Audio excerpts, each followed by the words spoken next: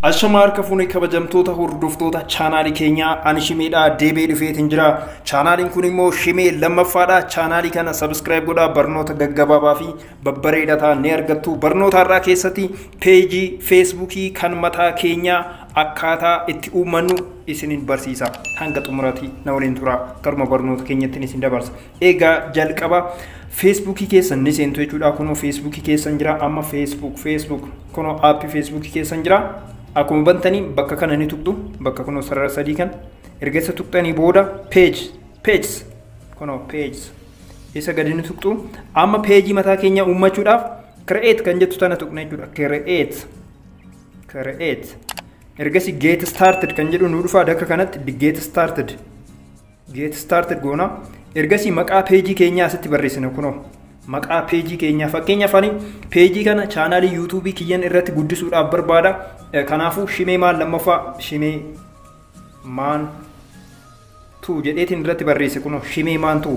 Amma peejiin kiyya kunoo kana ta'a jechuudha. Peejii kiyya kunoo ta'e jechuudha. Next kunoo jalqabeetiin jira. Maaliif barbaadde naan jedha fakkeenyaaf personal blog dhuunfaa kiyyaaf yookiin immoo daldala garagaraatiif yoo barbaadan meeshaalee garagaraa irratti beeksisuudhaaf yoo barbaadan filannoowwan as jala jiran keessaa tokko filadhaa yookiin dhaabbata mootummaatiif yoo ta'e as keessatti illee filachuu ni dandeessu jechuudha waan barbaadan jettanii jechuudha.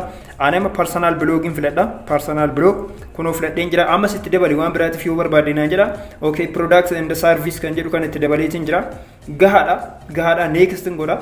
Next kunoo website ni qabda naan jedhaa jira. Website mataa keetii ni qabda naan jedhaa jira. Bakka website naan jedhu kanatti yoon barbaade linkii YouTube kiyyaatiin kaayachuudha. Linkii YouTube kiyyaa yoon barbaade nan fida. Ammaaf garuu hin barbaadu achumatti hin deebi'a. Okay, I don't have a website kan jettu tanan tuqa yoon qabaatiin rakkoon qabu. I don't have a website. Next godha. Sanbooda kunoo profaayilii keetti galfadhu. Sanirraan immoo kunoo yoo sinitti mul'ate ikartaa dhiifama. Add a profile picture tiyansee immoo add a cover photo jedha. Kanaaf Facebook irratti ni beektu jechuudha. Itti galfachuu rakkoon qabu asuma nan tuqa. Ergasii profaayilii kiyya waan hin barbaade ittiin galcha. Fakkeenya profaayilii kiyya. Okay. Fakkeenya profaayilii kiyya waan kanan gochuu barbaade haa jennu. Waan kanan gochuu barbaade. Save kan jettuun tuqaa kun as gubbaa kan save kunoo tuqeetiin jira. Cover photo kan jedhu kan coverii kana fakkeenyaaf waan hin barbaade ittiin galcha. Ammas cover for example xiyyaara kana itti galcheetiin jira jennu kunoo suuraa xiyyaara kana itti galcheen jira fakkeenyaaf. Sanbooda save kan jettu gubbaa kana ni jirti isheen tuqaa. Amma coveriis galcheen jira, profileis galcheen jira, done kan jettuun tuqa jechuudha. Done. Amma kunoo peejiin kiyya xumuramee jira. Already xumuramee jira. Steepiiwwan garagaraa kunoo next friendiiwwan garagaraa affeer jedha. Friendiiwwan keessan kan Facebook irra jiran invite gochuudhaaf akka isaan peejii keessan like isiniif godhaniif jechuudha.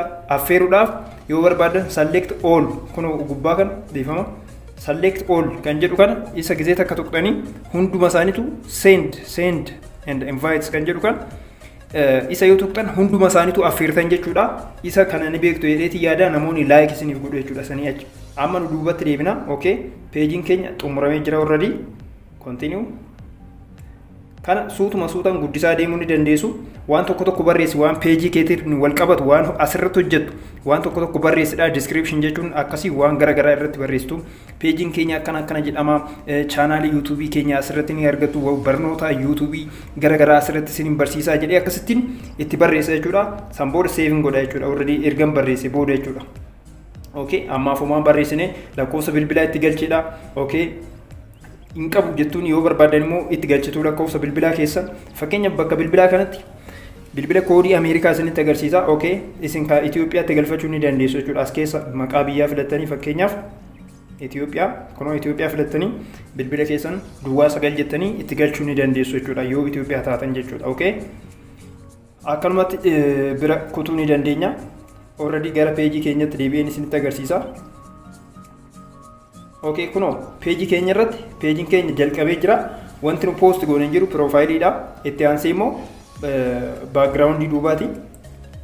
Post gochuu yoo barbaadan kunoo post kan jettu ni jirti. Post asumaan post gootu jechuudha. Akkuma Facebook sanitti post gootu jechuudha. Kana booda abbaa peejii taatanii jirtu jechuudha.